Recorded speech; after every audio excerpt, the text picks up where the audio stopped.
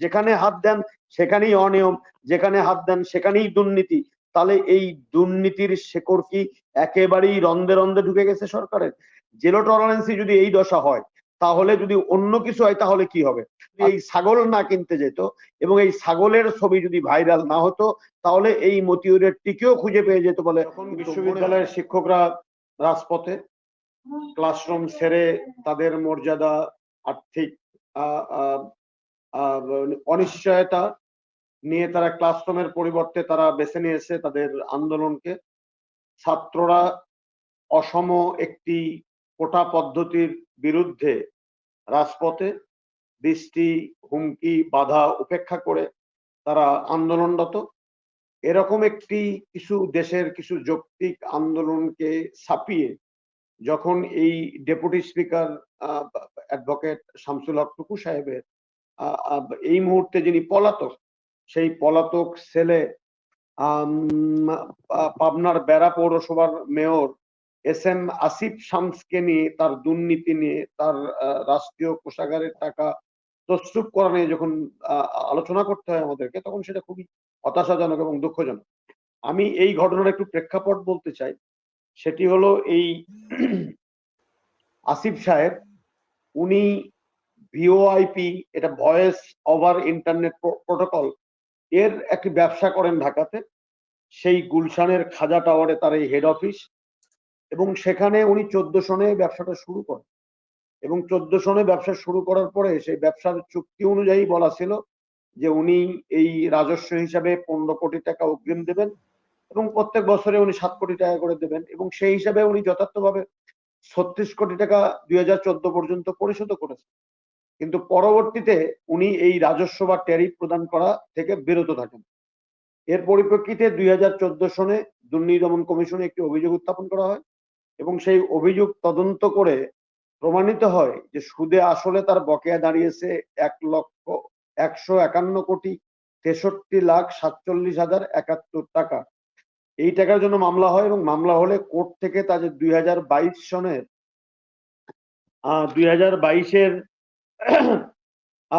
23 মে গ্রেপ্তারি পরোয়ানা জারি করা হয় এবং এই গ্রেপ্তারি পরোয়ানাতে স্বাক্ষর করেন সেই আমাদের পাবনা জেলা প্রশাসক কার্যালয়ের জেনারেল সার্টিফিকেট অফিসার ও নির্বাহী ম্যাজিস্ট্রেট ফারিস্তা করিম, এবং তিনি এই গ্রেপ্তারি পরোয়ানাতে স্বাক্ষর করে তিনি বেড়া থানার ওসিকে নির্দেশ দেন যে তাকে আইনানুগ ব্যবস্থা নিন। তাহলে 2022-এর 23 মে গ্রেপ্তারি পরোয়ানা জারি হলো। 2024-এর উনি পালালেন হলো পত্রিকা মারফত, বোধহয় সম্ভবত গত মাসের বা এই মাসেই, উনি জাস্ট কয়েকদিন আগে উনি দেশ ত্যাগ করলেন। তাহলে এই যে এতদিন এই গ্রেপ্তারি পরোয়ানা তামিল হলো না, প্রায় 200 কোটি টাকা রাজস্ব ঘাটতি, এবং উনি ওসি স্বীকার করেছেন বা পত্রিকায় আসছে দেখলাম যে তাকে এর কথা বলে দিলে উনি বলে ঠিক আছে আমি টাকা পরিশোধ করব এবং পরিশোধ করে আমি জামিন নেব। ওসি সাহেবের এবং থানার বা আইন শৃঙ্খলা বাহিনীর তো এই ইখতিয়ার নাই তাদের সাথে দেন দরবার করার, তাদের সাথে আপোষ করার, এবং তাই উনি টাকা পরিশোধ করবেন কি করবেন না সেগুলো নিয়ে কোনো দেন দরবার করার। বরং থানার কাজ ছিল যে উনি দ্রুত এই আদালতের যে আদেশ, সেই আদেশটা উনি তামিল করবেন, সেটা করলেন না। এটি সঙ্গত কারণেই বোঝা যায় যে ক্ষমতার একটি দাপট সেখানে ছিল, বা এই আইন শৃঙ্খলা বাহিনীর যিনি ওসি সাহেব তিনিও হয়তো সাহস পাননি, না পেয়ে থাকতে পারেন। না হলে তো সাধারণ মানুষের ক্ষেত্রে বা বিরোধী দলীয় নেতা নেত্রীদের ক্ষেত্রে গ্রেপ্তারি পরোয়ানা তামিল করতে উনি তো খুবই তৎপর। উনি যখন সেটি করতে তৎপর, কিন্তু একজন ডেপুটি স্পিকারের ছেলে বা সাবেক স্বরাষ্ট্র প্রতিমন্ত্রীর ছেলের এই তামিল করতে অনীহা প্রকাশ করলেন বা 2 বছর সময় নিলেন, 2.5 বছর সময় নিলেন, সেটি কিন্তু আইনের শাসন বলে না এবং আইনের সুষ্ঠু প্রয়োগের কথাটা বলে না। দেখেন, এটি যদি মনির আপনার ক্ষেত্রে হতো, আমার ক্ষেত্রে হতো, বা XYZ এর ক্ষেত্রে হতো, তাহলে আইন শৃঙ্খলা বাহিনী কি করতো? দ্রুত এটি তামিল করতো। আপনি দেখেন আজকে কি বলি আপনাকে, যে একজন সাবেক প্রধানমন্ত্রী, তিনি মাত্র 2 কোটি টাকা, সেটা তছরূপ হয়নি, সেটি কোনো জালিয়াতি হয়নি, সেটা হারিয়ে যায়নি, সেটা কিছুই হয়নি, সেই 2 কোটি টাকা এখন প্রায় 7 কোটি 8 কোটি টাকায় চলে গেছে। তার জন্য তিনি জেলখানায়, সাবেক প্রধানমন্ত্রী, তারপরে 3 বারের প্রধানমন্ত্রী, উনি রাষ্ট্রপতির স্ত্রী, উনি দেশের সর্বোচ্চ মানে পার্লামেন্টারি ডেমোক্রেসিতে সবচেয়ে বেশি সংখ্যক আসনে বিজয়ী বিরোধী দলীয় নেত্রী। এরকম একটি নেত্রীকে এই তার পৌরত্ব বয়সেও বা তার এই 77-78 বছর বয়সেও তাকে চিকিৎসার জন্য বিদেশে যেতে দেওয়া হয় না।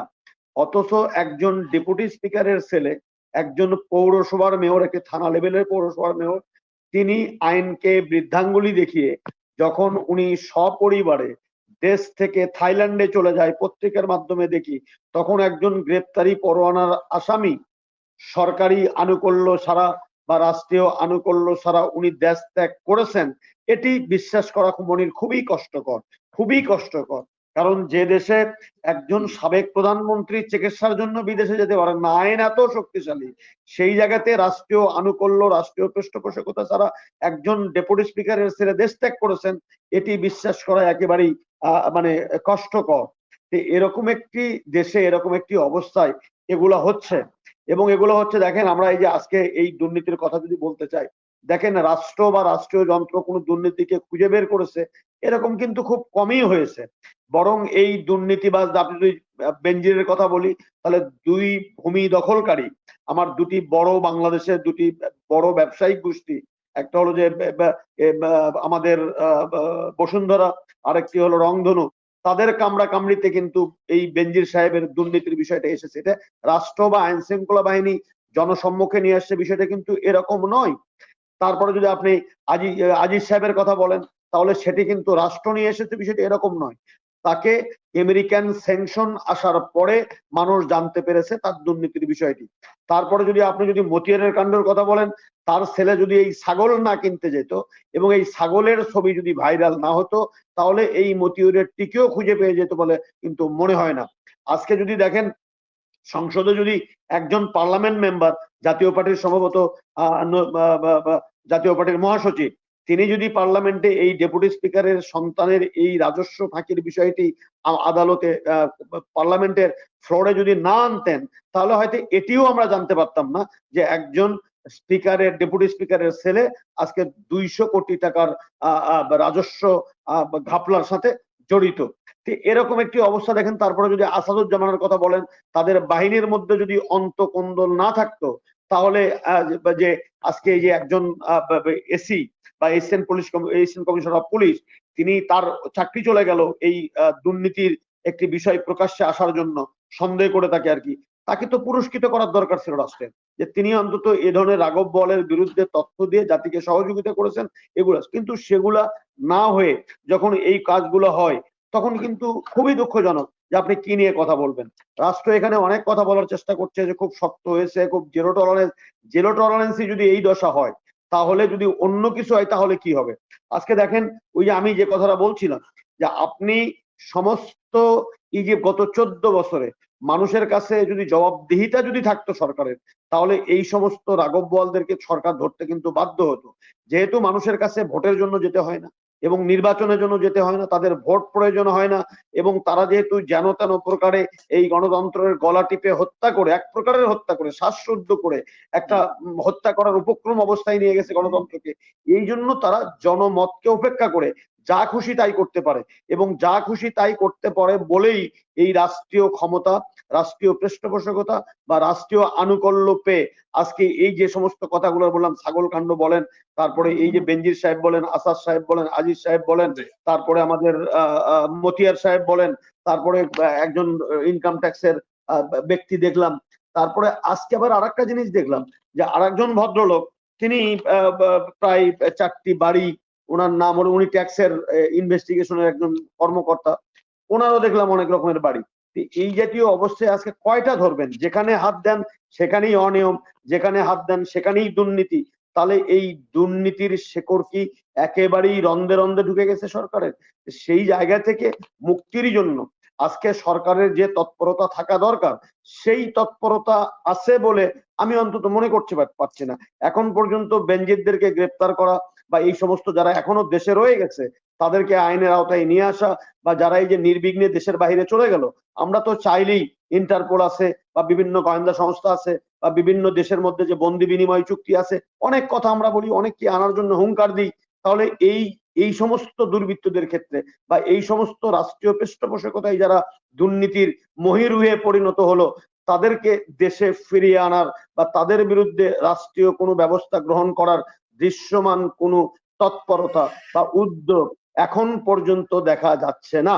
কেউ একজন লয়ার দুর্নীতি দমন কমিশনে যে আবেদন করেন, কোনো একজন ব্যক্তি দুর্নীতি কমিশনে আবেদন করেন, এই আবেদনের পরিপ্রেক্ষিতে দুর্নীতি কমিশন একটু নড়াচড়া করেন, কিন্তু দুর্নীতি দমন কমিশন স্বপ্রণোদিত হয়ে এখন পর্যন্ত এই সমস্ত মহিরুদ্দিদেরকে আইনের আওতায় আনার জন্য যে পরিমাণ তৎপরতা দরকার, যে পরিমাণ দুর্নীতি, যে পরিমাণ অর্থ আত্মসাৎ, যে পরিমাণ সম্পদ এখন পর্যন্ত নজরে এসেছে পাবলিকের, সেটি রোধ করে তার প্রকৃত বিচার করার জন্য যে গতিতে তৎপরতা হওয়া দরকার ছিল, সেই গতি না দেখতে পাওয়াটা জাতির জন্য খুবই দুঃখজনক।